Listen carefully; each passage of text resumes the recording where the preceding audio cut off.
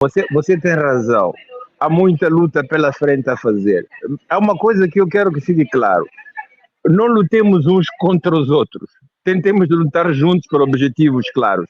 Alguns de nós, muitas vezes, em vez de lutarmos uns com os outros, uns porque querem manter o poder deles, outros porque querem se opor até para chegar ao mesmo poder, confundem um bocadinho os objetivos que temos pela frente. Primeira coisa, a liberdade nunca é uma oferta, nunca é uma dádiva, é uma conquista. Luís XIV meteu Voltaire na cadeia, De Gaulle meteu Sartre na cadeia, o macartismo nos Estados Unidos, na década de 60, meteu muitos académicos na cadeia. Em todos os países do mundo, tu não tens nenhum governo que abra as portas dos académicos e intelectuais e diz, agora vocês podem falar. Você viu o que aconteceu na semana passada nos Estados Unidos? Porque um grupo de jovens em Harvard decidiu apoiar a Palestina, foram criticados ou quase banidos ou expulsos pela universidade. Estamos na maior democracia do mundo. Quando um israelita apoia a Palestina, é capaz de ser expulso ou ter problemas em Israel porque é considerado inimigo. Então as liberdades, a democracia, é uma conquista que tem que ser feita. E esta conquista não é simplesmente nos nossos países, é no mundo inteiro. Nós temos que continuar a lutar. Vocês têm que continuar a fazer as vossas emissões, vocês têm que continuar, sobretudo, a produzir ideias, a pressionar e a trazer para o mundo do debate intelectual dos nossos países a ideia de que não é porque eles trouxeram a independência que têm direito de vida e de morte sobre as gerações atuais. Nós vamos sempre ser gratos porque eles fizeram por nós, mas para que a história continue é preciso que eles mudem de postura. E eles não vão mudar de postura sem grande pressão. É preciso que esta pressão, a Moçambique representado por azagaias, pelos movimentos que protestam, sem violência, sem luta de uns contra os outros, mas de uma maneira democrática. É uma luta, é uma pressão. É escrevendo livros, é fazendo artigos, é fazendo encontros, é debatendo ideias, é sobretudo debatendo e propondo alternativas que nós podemos conseguir mudar o estado de coisas. Mas atenção, não caiamos nem na ratoeira de estar uns contra os outros. Isto é conflito, isto é contraposição, isto é guerra. Isso é também caminho aberto para que aqueles que até não querem o gás e o petróleo de Angola sirvam Angola, mas sirvam a eles, possam entrar e fazer o que aconteceu na Líbia. Nós temos que continuar. E a arma que nós temos, a arma que nós dispomos é a palavra.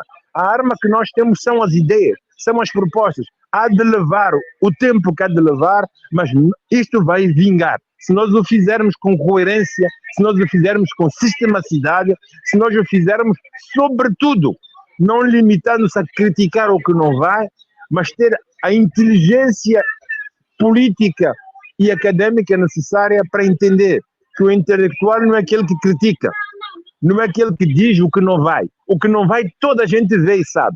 O intelectual é aquele que procura abrir novos caminhos, novas estradas, novas perspectivas para que a situação possa mudar. Sem nunca esquecer que o intelectual está ligado ao bem comum e, sobretudo, aqueles dentre nós que não têm direito à palavra, são mais fracos, não têm acesso à informação, à comida. E nós temos a responsabilidade de trazer nas costas o bem dessas pessoas e a integração delas nos recursos, nas riquezas, no bem, no pouco ou no muito que os nossos países produzem.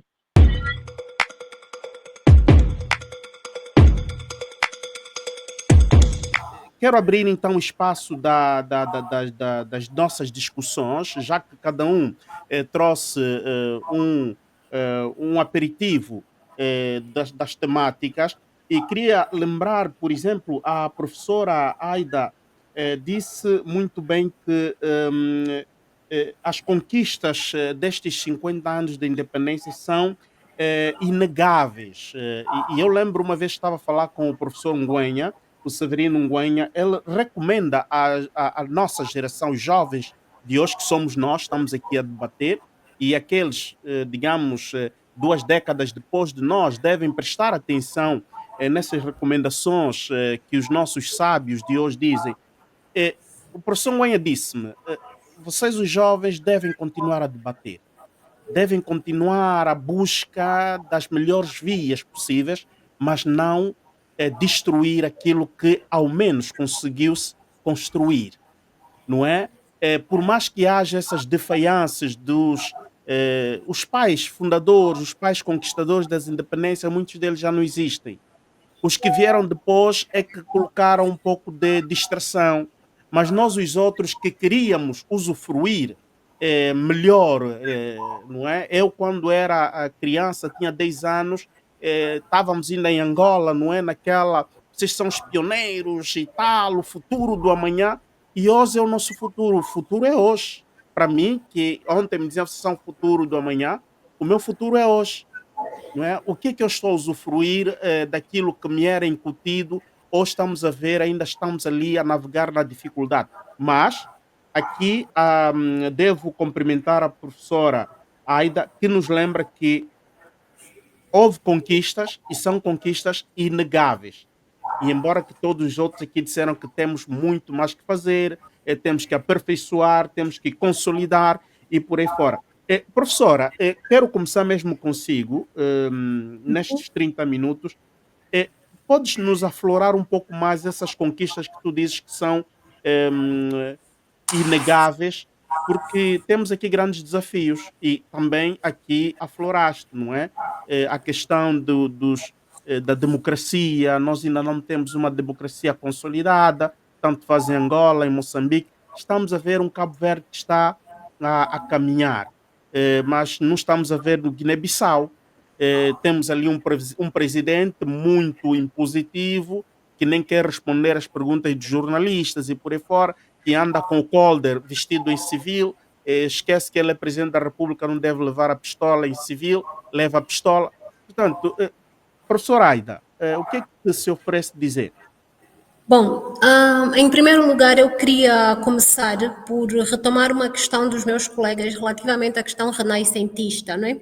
Dizer que os nossos autores renascentistas, e isso vai muito ao encontro também, e vou dizer que os nossos, digamos assim, esse movimento renascentista de autores africanos, né, que procuravam aqui uma espécie de desenvolvimento, de mudança nas mais diversas áreas da estrutura social dos países africanos logo após as independências, todo o trabalho feito por este movimento renascentista vai um pouquinho de encontro àquilo que eram os objetivos dos pais fundadores, não é? Nunca houve, digamos assim, uma ruptura total entre aquilo que foram os movimentos incentivados pelos pais fundadores das nossas nações e aquilo que são os autores dos nossos movimentos renascentistas. Autores como Sheikh Anta Diop, Leopoldo Sedar, vamos só aqui mencionar, o próprio Amílcar Cabral, inclusive Agostinho Neto, quando fala no poema Havemos de Voltar, ele já menciona que a construção de uma África verdadeiramente independente passa pelo reconhecimento das identidades culturais de cada um dos povos que compõem o continente africano. Então, havemos de voltar é praticamente um prenúncio desse movimento renascentista em que é necessário pensar a África, não é? Embora ele esteja já, estou aqui a falar de Agostinho Neto, que também é um dos pais fundadores, mas que para fazer essa ligação exatamente entre estes dois movimentos, não é? Entre aquilo que são os fundadores das nossas nações e aquilo que é esse movimento renascentista. Esta ligação é contínua, entre estes grupos não houve uma ruptura total. E esse movimento, não é? Aliás, tornou-se para mim uma espécie de sentimento ideológico que ficou no nosso consciente e até subconsciente, mas que nós não conseguimos concretizar. Essa havemos de voltar, essa busca da identidade para a construção desses Estados é uma questão que a nós liga-se muito com aquela questão das epistemologias, não é? Nós temos currículos completamente eurocêntricos, não é? A educação dos jovens em África é uma educação para a civilização. Vamos civilizar, e civilizar significa introduzir com o conhecimento eurocêntrico, compreender o mundo do ponto de vista eurocêntrico, do ponto de vista dos países do Global Norte. Fora disso, a compreensão do desenvolvimento é posta de parte, não é? Então, tudo isso para dizer o quê? Que esta questão da democracia,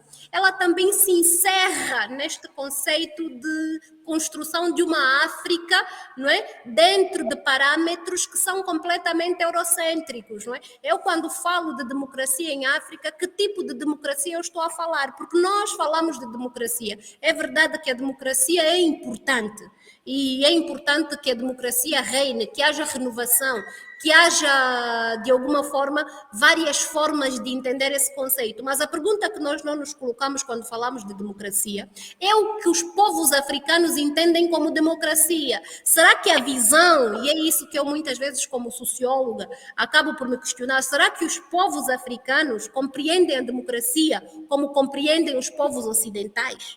A democracia significa renovação, digamos assim, de presidentes, significa que há necessidade de mudarmos de presidentes de 4 em 4 anos para que seja reconhecida uma democracia, ou de 8 em 8 anos. Ou seja, estas questões no entendimento da democracia nos povos africanos estão relacionadas, ou seja, renovações de mandatos e, digamos assim, democracia.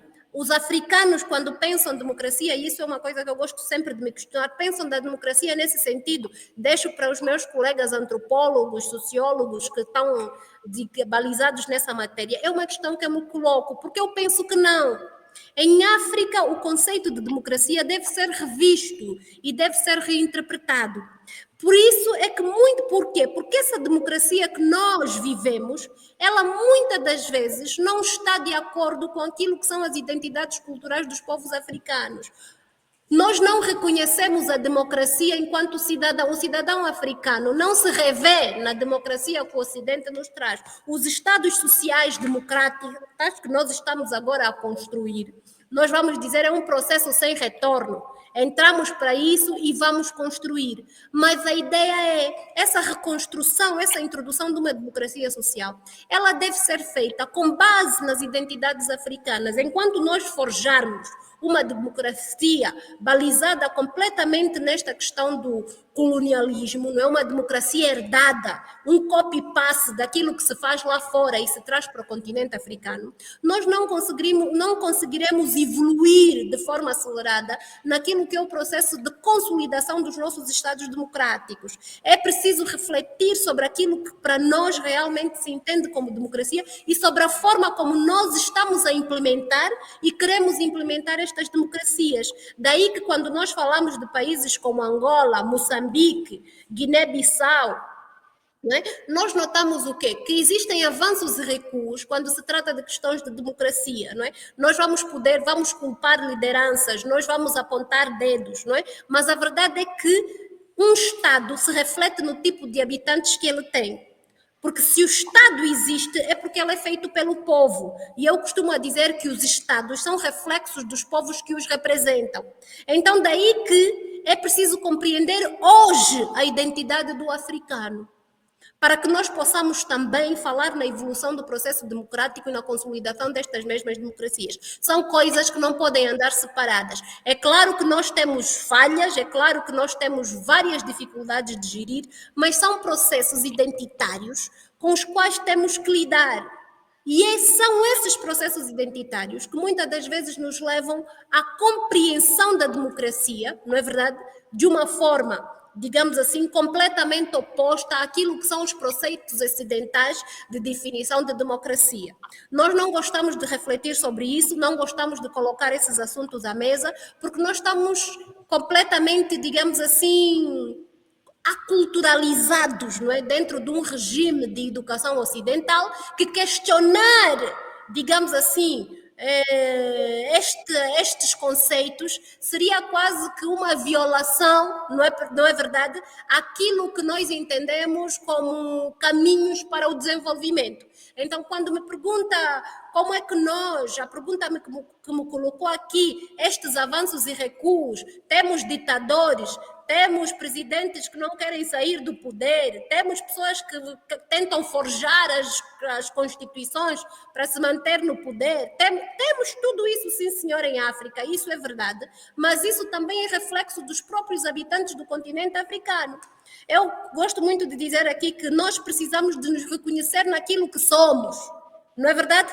E perceber bem qual é o caminho que estamos a seguir. porque todas essas atitudes são um reflexo da nossa própria identidade cultural.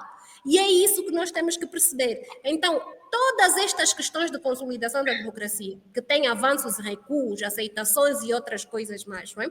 São discutidas por vários autores, não é? E nós temos aqui intelectuais, e eu nem vou falar dos intelectuais assim, que dá lá longe, eu vou falar mesmo aqui dos meus colegas, professor Oliveira, professor Mayunga. As discussões acerca desses processos são constantes no nosso dia a dia, fazem parte do nosso cotidiano, não é? Não precisamos de estar aqui a buscar referências clássicas para nós percebermos que isso é uma questão que nós nos fazemos.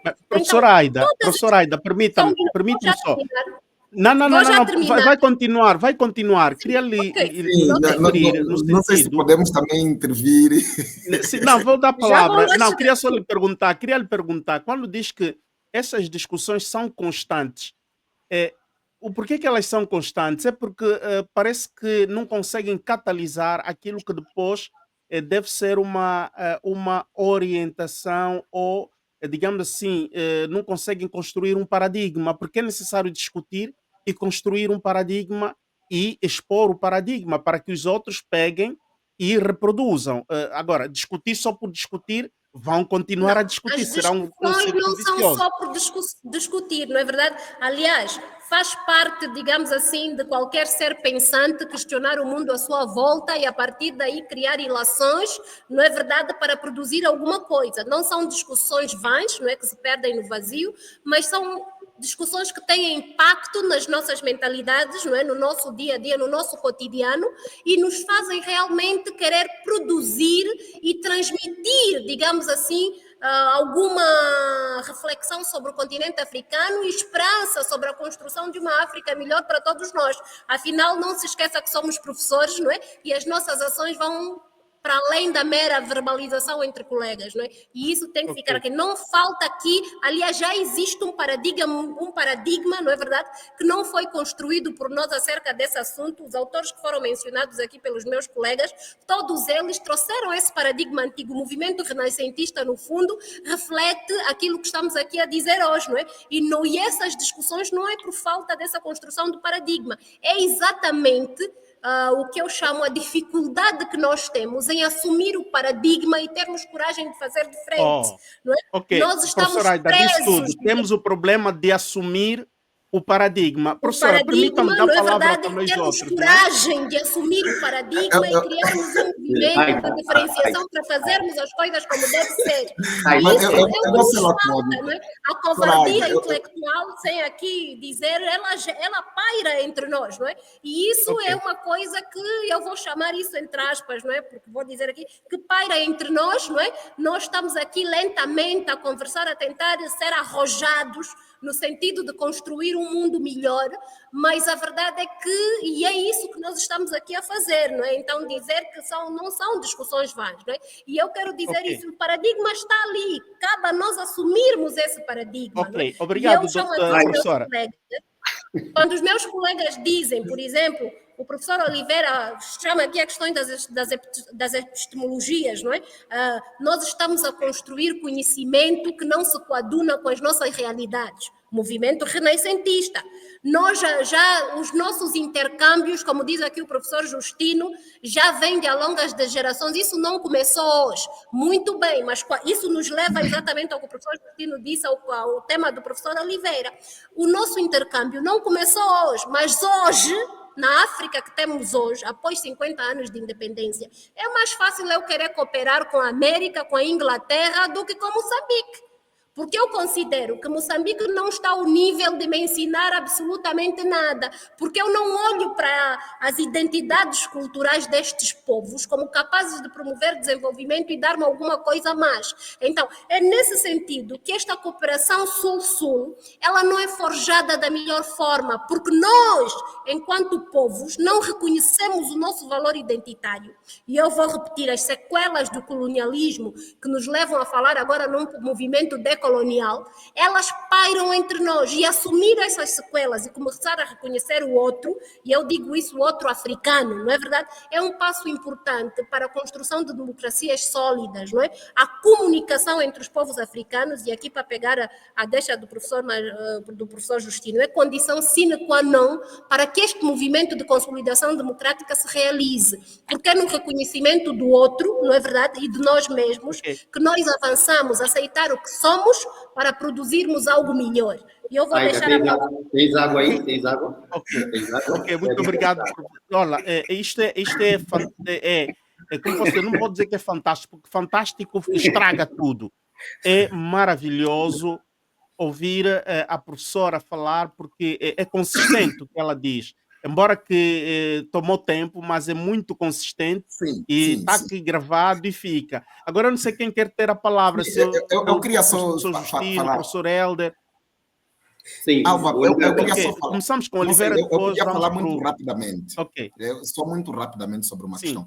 Gostava de me apropriar, para não ser desonesto, a frase do professor Elísio Macamo. O professor Macamo tem uma analogia que é bem interessante em relação aos sistemas políticos em África e, sobretudo, a questão da democracia. Ele diz que quando nós compramos uma viatura, Toyota, por exemplo, a Toyota que muito de nós temos, que é produzido lá na Ásia. Essa Toyota, ao ser produzida lá na Ásia, com as condições que a Ásia apresenta, ela tem um padrão, praticamente, e tende a servir aos interesses daquele padrão. Mas nós acabamos por trazer para cá, para Angola, ou para qualquer outro lugar da África que apresente algum tipo de problema. Essa Toyota vai ter que andar em estradas esburacadas, combustível, às vezes, contaminado com alguma coisa. E ela anda.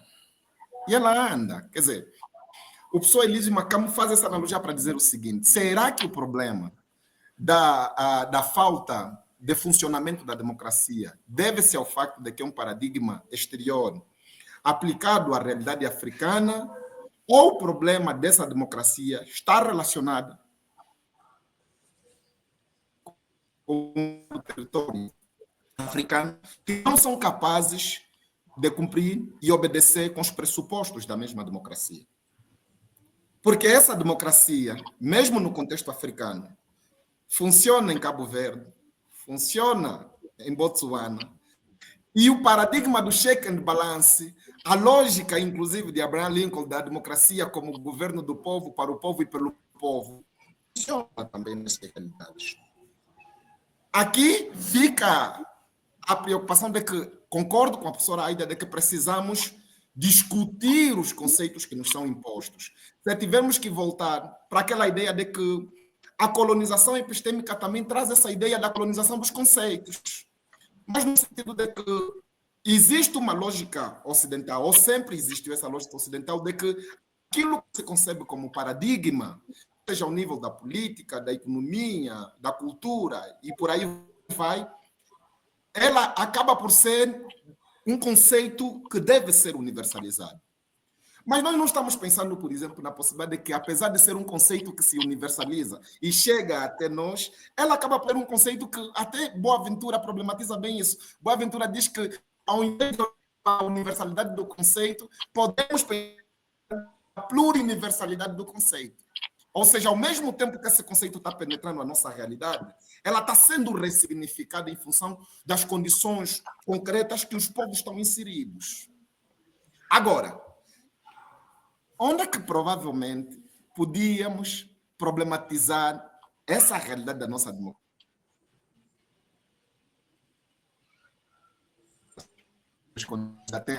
Estamos com problema de internet. Professora Oliveira, não lhe estamos a ouvir. Ficou ali onde que provavelmente... Sim.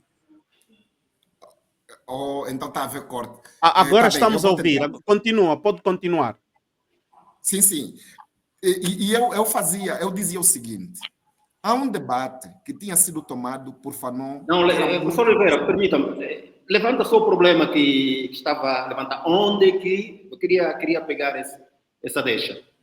Não sei onde se que eu provavelmente... não sei se ficaram aonde, né? Eu não sei, porque eu estava em relação à questão mesmo da democracia. Sim.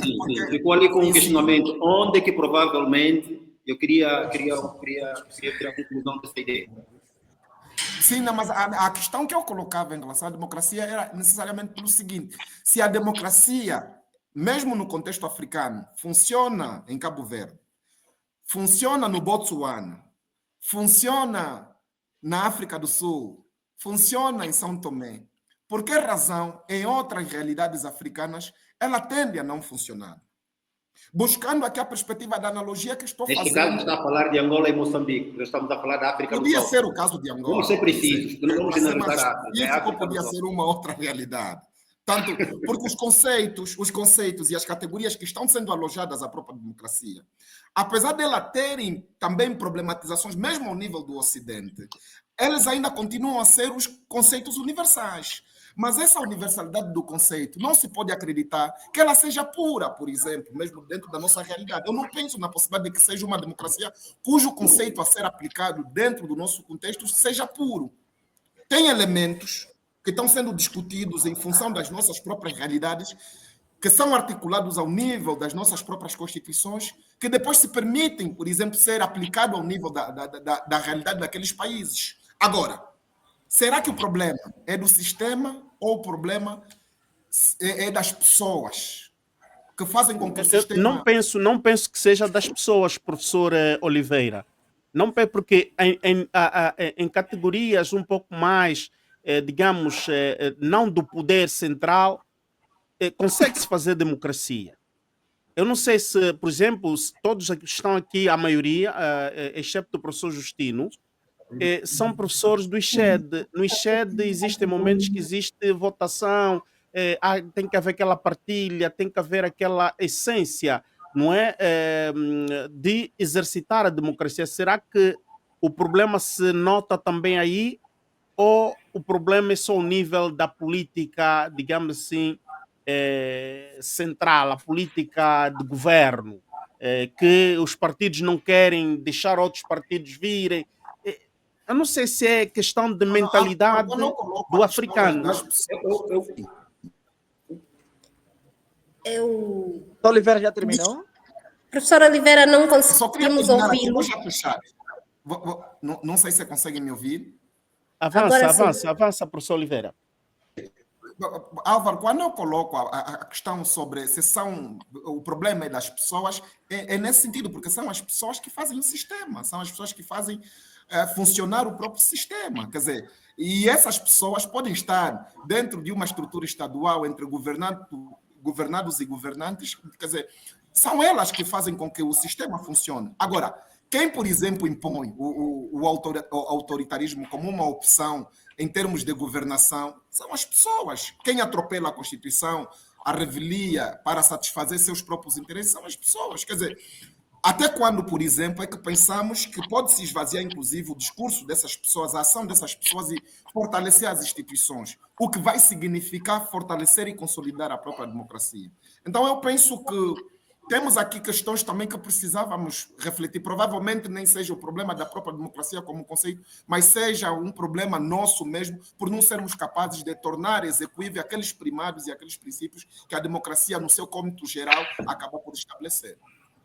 Professor Justino, tem a palavra. Então, professor Oliveira, desculpa, então concorda comigo quando a gente diz que cada povo tem o Estado que merece, que é uma questão de identidade, porque como você disse mesmo, quem interpreta os conceitos são os homens, não é uma questão de universalização do conceito ou desconstruir esse processo de universalização dos conceitos. Não é disso que se trata. O conceito é universal, existe uma definição, existe uma compreensão, mas a verdade é que esta compreensão varia, porque existem critérios relacionados com identidades específicas dos povos que marcam, digamos assim, a diferença de compreensão do próprio conceito. O professor Oliveira disse, por que funciona em Cabo Verde? Vou já terminar. Por que funciona na Nigéria, mas não funciona em outros países africanos? Vamos falar dos palopes. A maior parte dos países africanos, a maior parte não conseguiu consolidar democracia. Mesmo os países que apontou, ainda não chegaram no auge das suas democracias, estão a caminhar. Então significa, professor Oliveira, é que é preciso nos revermos enquanto pessoas, rever os nossos conceitos identitários e a nossa compreensão em relação ao próprio conceito, para que seja possível a consolidação. Era só para dar aqui uma deixa às questões do professor Oliveira. Peço desculpas pela intervenção. Professora Aida, professora Oliveira, professora Helder e o nosso Álvaro. A discussão ela é muito interessante, na verdade, e antes mesmo da intervenção do professor Oliveira, e parte da minha fala foi roubada pelo Oliveira. Professora Aida, eu não acredito, por exemplo, que hajam democracias acabadas. Não há democracias acabadas. Repare que até 1960, nos Estados Unidos da América, por exemplo, como país, vem já do século XVIII, por exemplo, não é? Do século XVIII. Estados Unidos da América tem a independência no século XVIII. Mas até o ano de 1960, estavam ainda na luta pelos direitos civis. Nos anos 60 do século passado. Mas já vem professor, com uma não há democracias acabadas, mas há democracias mais maduras e democracias em amadurecimento, não é verdade? Correto. É um processo. Então, quando o professor Oliveira coloca que a democracia funcionou em Cabo Verde, funcionou na Nigéria, deixa-me só terminar, não significa que ela não está a funcionar em Angola. O que significa é que nós devemos interpretar melhor para que ela funcione melhor. Ou seja, para que o progresso paulatino continue. É o que eu estou a tentar dizer aqui. Bom, mas vamos continuar. Aida, vamos intervir, vamos deixar que os outros também falem. Então, vamos intervir, sim, vamos deixar o professor Justino acabar. Sim, falava dos Estados Unidos que nos anos 60 ainda tinha essa luta pelos direitos civis. Penso que na Suíça, só em 1970 que as mulheres tiveram acesso ao direito ao voto. Portanto, para dar a ideia, não é, da democracia como processo. E aí, talvez seja importante essa discussão, por exemplo, que traz Elísio Macamo, parece-me também muito pontual para esse problema que levanta. Primeiro é que não é de todo equilibrado dizermos que talvez a democracia não sirva para a África, não é? E aí há um perigo, está a chamar a atenção o professor Helder Mayunga, sobre a necessidade de tentarmos tomar a África como categoria única. Na verdade, são várias Áfricas ao mesmo tempo, são vários países africanos, são quase 54 estados africanos, e é importante a gente ter, não é, esse cuidado, porque vamos perguntar os africanos, que africanos? Em África, que África? Portanto, há essa diferença que precisa ser muito bem lida, sob pena, por exemplo, de recuarmos naquilo que Valentim Bismudimbo já muito criticava sobre a invenção da África, não é? A chamada biblioteca colonial. Depois, a questão da democracia. É preciso não tomarmos a democracia como um referente vazio. O que é que isto significa? Significa, e o professor Oliveira deu um exemplo muito interessante, parte da nossa, talvez, aversão ao Ocidente, por razões históricas, por razões que têm que ver com a naturalização congênita da nossa inferioridade, processos coloniais, tráfico de escravizados, escravatura. Parte do nosso ressentimento, muitas vezes, também é transferido para essas diferentes categorias conceituais, analíticas. E quando a gente pensa, por exemplo, em democracia, não é, acaba por misturar esse rancor, não sei, ao Ocidente. Ora, vejamos, no Ocidente, e vamos ser um bocadinho mais práticos, a França, por exemplo. Hoje por hoje, no Burkina Faso, fez a discussão que se fez, tem a revolução que se tem, e muita gente, por exemplo, pensa que o problema do Burkina Faso seja um problema de democracia, que é melhor expulsarmos a França, que a democracia não serve para a África. Há uma diferença, por exemplo, da atuação da França internamente e a atuação da França na política internacional. Um Black Mera Leaves, por exemplo, Vida Negras Importa, podia acontecer nos Estados Unidos da América, mas era difícil acontecer, por exemplo, na Rússia, de Putin. Para traduzir a ideia de que o check and balance, o poder das instituições, existe nesses países democráticos. Então, só a democracia é que não serve para nós, mas os iPhones servem, os carros servem, os computadores servem. Portanto, é uma questão, talvez, que a gente devesse pensar e articular melhor. E talvez o problema não seja como tal, se a democracia serve ou não. O filósofo Ngwenha tem um livro, Resistir a Abaddon, não é? E nesse livro, Resistir a Abaddon, ele faz uma discussão muito interessante. Ele diz que parte dos princípios que motivaram a luta dos africanos para a independência são princípios democráticos. Então, quando falamos de democracia, temos de olhar o que é que torna a democracia possível, o que é que a democracia traz. São os princípios, porque se a gente olhar para a democracia como referente vazio, vamos perder de vista. Por exemplo, democracia seria o quê? Seria a liberdade, respeito pela diferença, respeito, o bem-estar, não é? Porque se a gente pensar apenas, né, do ponto de vista político, governo, rotatividade, seria como disse aquela vaca sagrada do pensamento norte-americano, não é? É uma ideia minimalista de democracia. Então, democracia é isso. É o respeito pela diferença. E talvez o problema exista mesmo, aí um pouco mais próximo do que estava a dizer o professor Oliveira, nessa incapacidade que as nossas elites políticas africanas têm de construir a democracia. E disse muito bem o nosso host, por exemplo, não é? Que a nível média ou a nível da base, há exercícios que traduzem democracia. Mas quem tem essa resposta? Se eu, enquanto engenheiro, fabricar um carro e esse carro aparecer com problema, eu, enquanto condutor, devo culpar um engenheiro porque fabricou mal o carro.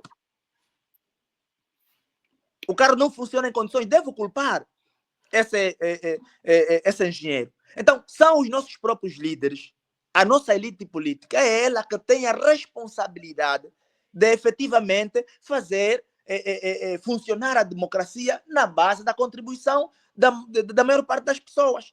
Mas, professor Justino, aqui estás a responsabilizar, por exemplo, os dirigentes políticos.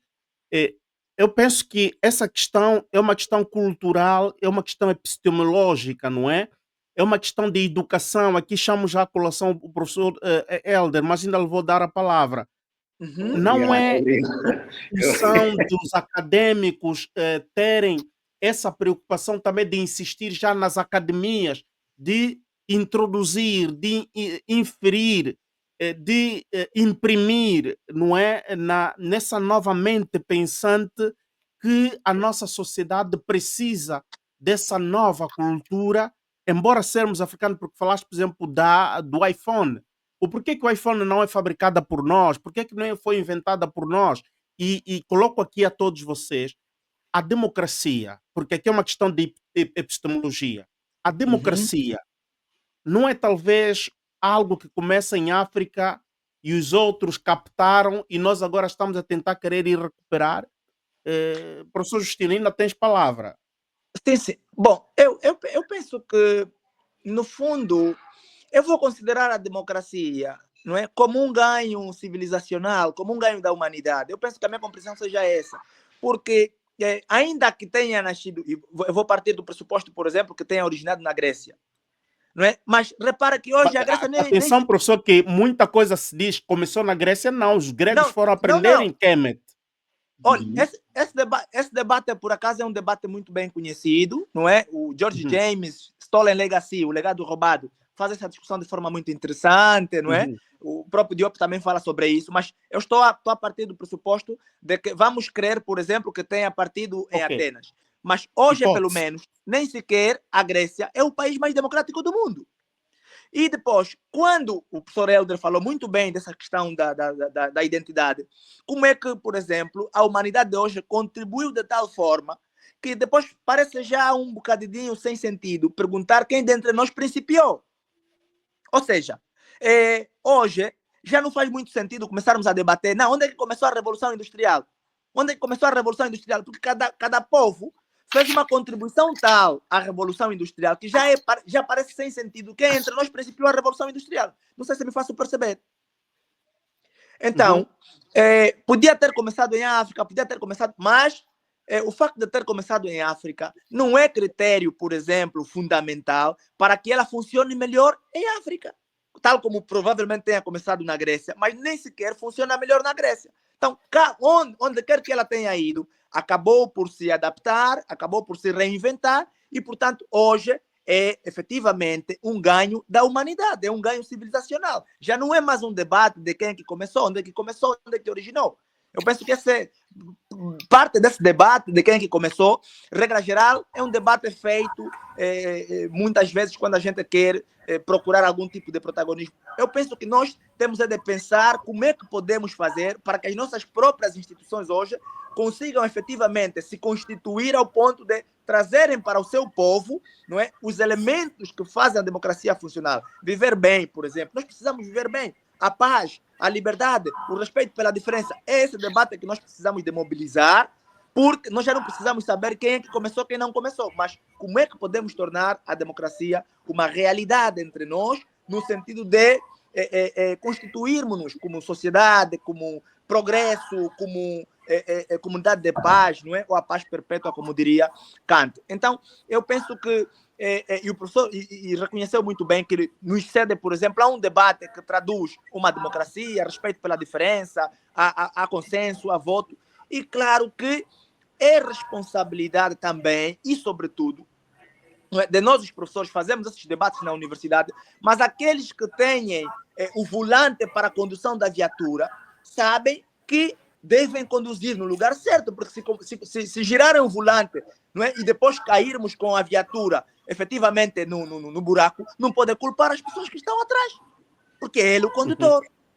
Não é? Então, é um pouco disso que eu estava a dizer. Não que seja a responsabilidade exclusiva dos nossos próprios governantes, mas que tem efetivamente Ok. Professor Helder, estás muito quietinho, queremos também lhe ouvir, né? Eu sou daquelas pessoas que espero o meu momento, né? Eu já conheço aqui os meus colegas do painel e eu falei isso com o professor Oliveira muito antes de começarmos a conversa, por isso é que ele não para de rir, porque ele sabe que eu já conversei com ele sobre essa situação. Eu vou aqui tentar, porque foram muitas falas e eu tenho que tentar filtrar aqui para poder apresentar o meu depoimento. Eu começar com uma frase ligada à educação mesmo. A educação não é só um direito, é o facilitador de direitos. E eu vou começar pela deixa do professor Oliveira quando dizia que o problema são as pessoas. E eu também defendo que o problema são as pessoas, são a idiosincrasia cultural que existe no contexto africano. A democracia, buscando um pouco a deixa também da professora Aida, a democracia é um conceito, não é um conceito polissêmico. Se nós formos na anatomia do conceito de democracia, demo, povo, kratos, governo.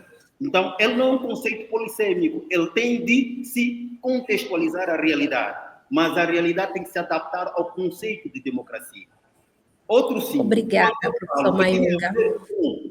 Tem a ver com a idiosincrasia. Nós, em África, a democracia vai continuar a ser uma utopia. Por que eu digo isso? Porque dentro do contexto educacional, naquilo que é a formatação da personalidade do homem africano e do homem angolano em particular, não existe democracia nos nossos lares. Não existe democracia nas nossas casas. Porque nós, os pais, ou os nossos pais dizem, aqui em casa mando eu. E se você quiser ter a palavra, decidir as coisas, vai para a sua casa. Logo, nós estamos a cortar a possibilidade de nós discutirmos assuntos inerentes à nossa convivência. Aliás, são as famílias que fazem a sociedade.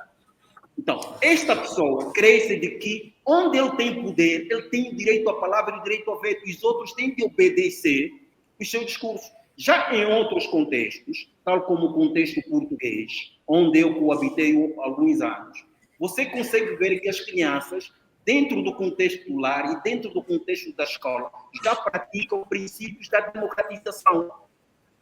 Assembleias de votos, assembleias de discussão de vários assuntos. E as crianças têm direito à palavra para discutir e trocar algumas impressões dentro de casa com os seus pais. Então, o contexto africano já vai eliminando um pouco isso. Isso tem a ver também com a própria idiosincrasia, já caindo aqui para os movimentos políticos ou partidários. Joseph Kizerbo fala muito bem sobre isso quando fala da matriz do surgimento dos partidos políticos africanos.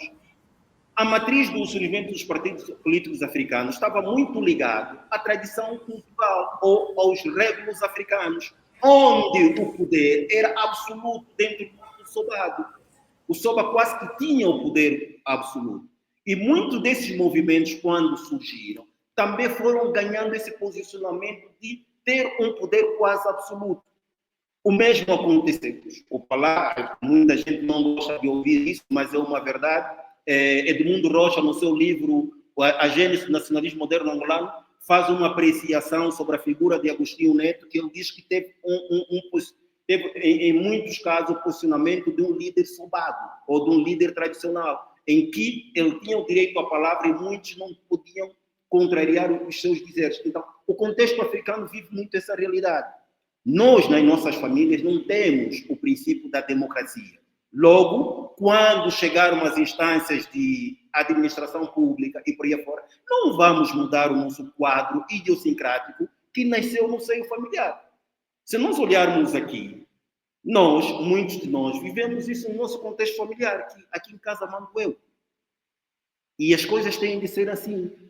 Então, o conceito de democracia, se nós adotarmos, eu sou da opinião, se nós adotarmos, nós temos que nos flexibilizar no sentido de coabitar com esse conceito. Aquilo que nós, em educação intercultural, chamamos de coexistência intercultural. Eu tenho de aprender a ver o outro e ouvir o outro e a sentir o outro para que eu possa entendê-lo.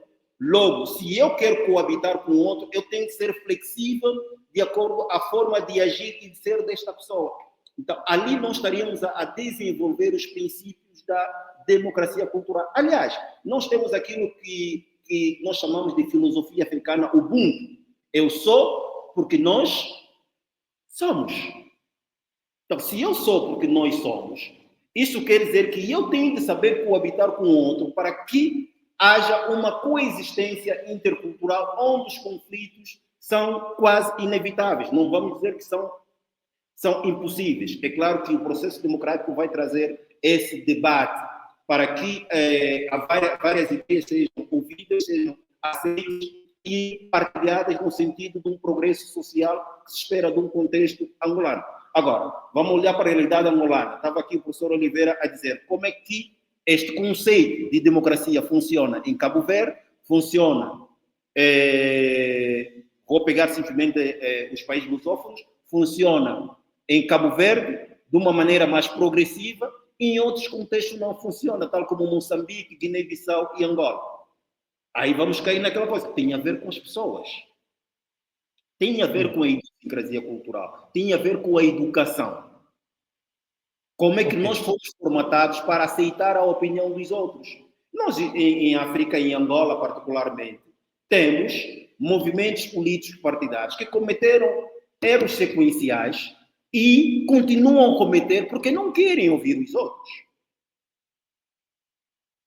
Então, tem a ver com capacidade de escuta, capacidade de ouvir e apreciar o outro. E isto tem a ver com a democracia. É saber coabitar com a diferença de opiniões. De opiniões. Ok. Professor, e a todos os professores, eu quero agradecer porque estamos a andar com o tempo e esta é a minha função aqui de gerir o tempo, dar-vos os microfones.